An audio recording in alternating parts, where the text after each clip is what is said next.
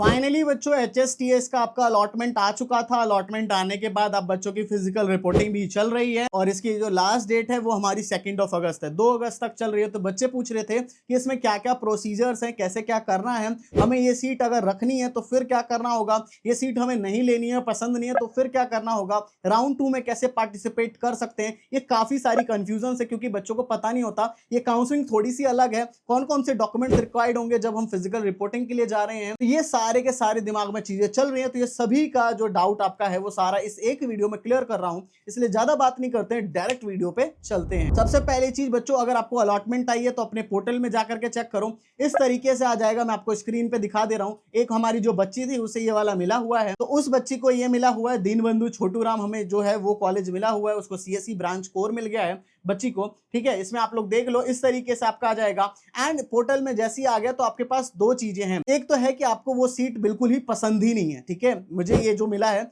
मुझे पसंद ही नहीं है, आपको फिर कुछ नहीं करना है, कॉलेज में रिपोर्टिंग नहीं करनी है। ठीक है, ये आपकी सीट कैंसिल हो जाएगी। अगर आपको बिल्कुल ही पसंद नहीं है, कॉलेज में रिपोर्टिंग नहीं करोगे तो आपकी सीट्स कैंसिल है। राउंड 2 में बस आपको क्या है कि आप जैसे ही राउंड 2 का स्टार्ट होगा फिर आपसे एक डिक्लेरेशन लेगा, उस पर टिक करके फिर आप चॉइस फिलिंग कर सकते हो। राउंड 2 की कोई दिक्कत वाली बात नहीं है, वहां पे आप न्यू चॉइस फिलिंग करके वहां पे अलॉटमेंट मिल जाएगी तो फिर हो जाएगा। सेकंड, ऐसे वाले बच्चे भी होते हैं जिनको कि ये सीट पसंद आ गई, जैसे कि बच्चों YMCA फरीदाबाद में कंप्यूटर रिलेटेड ब्रांच मिल गई, वही बच्चे को चाहिए था। तो फिर क्या करेगा कि नहीं, मुझे तो बस यही फिजिकल रिपोर्टिंग कर लेगा, राउंड 2 में वो पार्टिसिपेट करने की उसे कोई भी जरूरत नहीं है।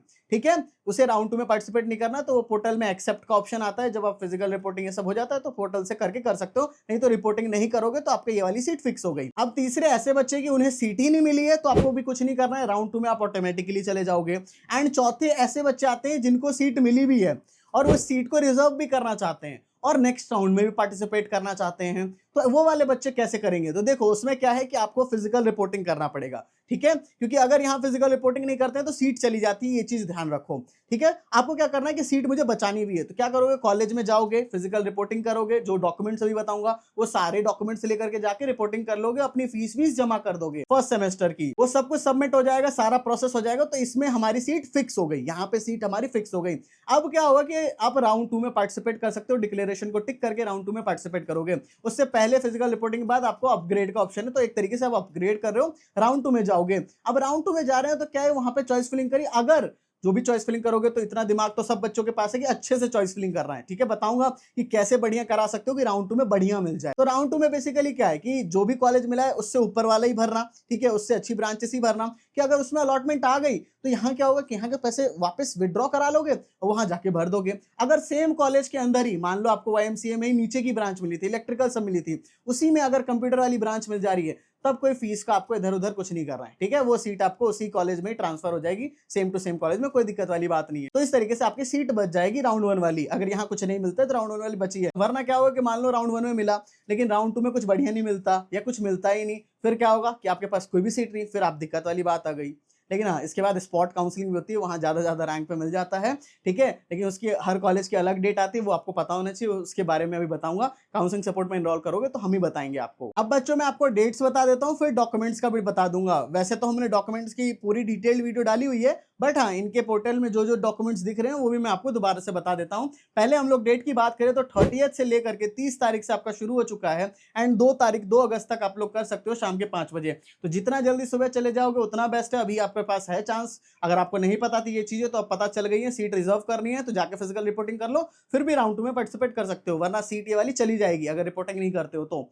ठीक है, तो 30 तारीख से लेके फिर बाकी जो राउंड 2 का आपका चॉइस फिलिंग स्टार्ट हो जाएगा 5 अगस्त से और ये 7 अगस्त तक चलेगा। आपको 3 दिन का समय होगा, 5 अगस्त के सुबह 10 बजे से, और इसको चॉइस लॉक कर लेना जब हो जाए। फिर इसकी अलॉटमेंट 8 अगस्त को आ जाएगी एंड इसकी जो रिपोर्टिंग है 9 से लेकर के 14 तक होने वाली है। इसके बाद बच्चों जो डॉक्यूमेंट्स इन्होंने बोले हैं वो मैं आपको बता देता हूँ, बाकी वीडियो हमने डाली हुई है। सबसे पहली चीज, जो आपको सीट अलॉटमेंट हुआ है उसका सीट अलॉटमेंट लेटर, इसके बाद आपका रैंक कार्ड यानी कि बेसिकली जेईई मेंस का स्कोर कार्ड और जेईई मेंस का एडमिट कार्ड ले लेना। फिर इसके बाद जाकर के जो रजिस्ट्रेशन फी पेमेंट की वो ले लेना, 10th की मार्कशीट 12th की मार्कशीट ले लेना, दोनों चीज ले लेना, कैरेक्टर सर्टिफिकेट ले लेना, पासपोर्ट साइज फोटोग्राफ, आधार कार्ड, फिर PPP ये सारा कुछ ले लेना है। अगर आप इस कैटेगरी से बिलोंग करते हो HOGC तो फिर IIID इज रिक्वायर्ड आपका होगा।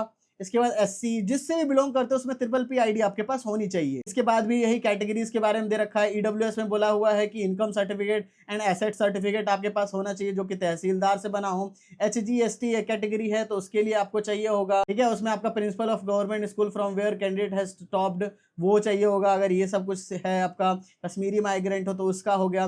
कोई भी फिजिकल रिपोर्टिंग में दिक्कत आती है तो उसके लिए टोल फ्री नंबर आपको दिया गया है, इस पर कॉल करके पूछ सकते हो आप लोग, सारी चीजें बात कर सकते हो। जो आपको एडमिशन स्लिप मिलने वाली है वो भी आप अब ध्यान से रख लेना। ये लगभग सारे ही डॉक्यूमेंट्स आपको बता दिए। इनका जो फॉर्मेट है क्या है वो सब आप लोग हमारी वीडियो है डॉक्यूमेंट वाली, वो भी देख सकते हो। अब देखो बच्चों, सब कुछ तो समझ आ गया हमें HSTS के बारे में, बट बहुत इंपॉर्टेंट बात क्या है, अभी आपके पास बहुत बड़ा मौका है, that is the round 2 and इसके बाद स्पॉट काउंसलिंग। उसमें तो काफी ज्यादा रैंक पे मिल जाता है। मान लो अभी 1 लाख पे CSE मिल रहे तो उसी सेम कॉलेज में 3-4 लाख रैंक पे CSE मिल जाती है, क्योंकि जो सीट वेकेंट बच गई उसी सीट पे एडमिशन है, ठीक है। तो आपके पास अभी काफी बड़ा मौका बचा है, इसलिए आपको नॉलेज आपके पास होनी चाहिए। अभी राउंड 2 की अच्छे से चॉइस फिलिंग करनी होनी चाहिए, जिससे कि वहां बेस्ट मिल जाए। फिर स्पॉट का आपको पता होना चाहिए किस डेट में, जिससे कि आप उस दिन फिजिकल रिपोर्टिंग कर पाओगे। तो ये सारा चीज अगर आपको चाहिए, बेस्ट से बेस्ट चॉइस फिलिंग एंड सब कुछ नॉलेज आपके पास होनी चाहिए, तो जल्दी से जाकर के हमारा काउंसलिंग सपोर्ट एनरोल कर लो। एनरोल करने के बाद जाकर के आपको कॉल आ जाता है, कॉल पे आपके सारे डाउट्स क्लियर कर दिए जाते हैं और साथ ही साथ एक पर्सनल मेंटर भी आपको